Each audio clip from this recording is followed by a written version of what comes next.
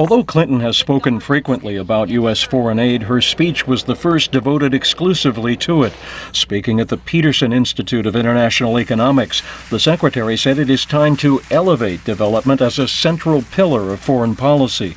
We cannot stop terrorism or defeat the ideologies of violent extremism when hundreds of millions of young people see a future with no jobs, no hope, and no way ever to catch up to the developed world. We cannot build a stable global economy when hundreds of millions of workers and families find themselves on the wrong side of globalization, cut off from markets and out of reach of modern technologies.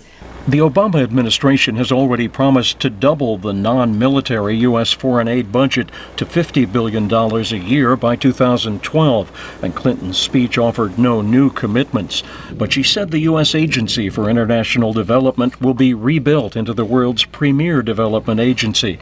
She also said the U.S. aid community must rethink strategies to make sure the programs achieve lasting change in recipient nations. In countries that are incubators of extremism, like Yemen, or ravaged by poverty and natural disasters like Haiti, the odds are long, but the cost of doing nothing is potentially far greater.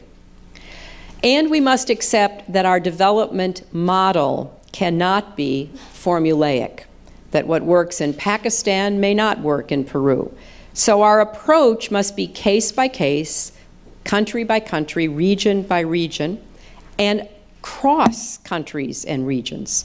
Clinton paid tribute to two initiatives of the Bush administration: the Millennium Challenge Corporation, which makes grants to countries with concrete plans for good governance, and PEPFAR, the AIDS program that has provided millions of people, mostly in Africa, with antiviral medications. She also said women must be front and center in U.S. development work. This is not only a strategic interest of the United States, it is an issue of great personal meaning and importance to me, and one that I have worked on for almost 4 decades. I will not accept words without deeds when it comes to women's progress.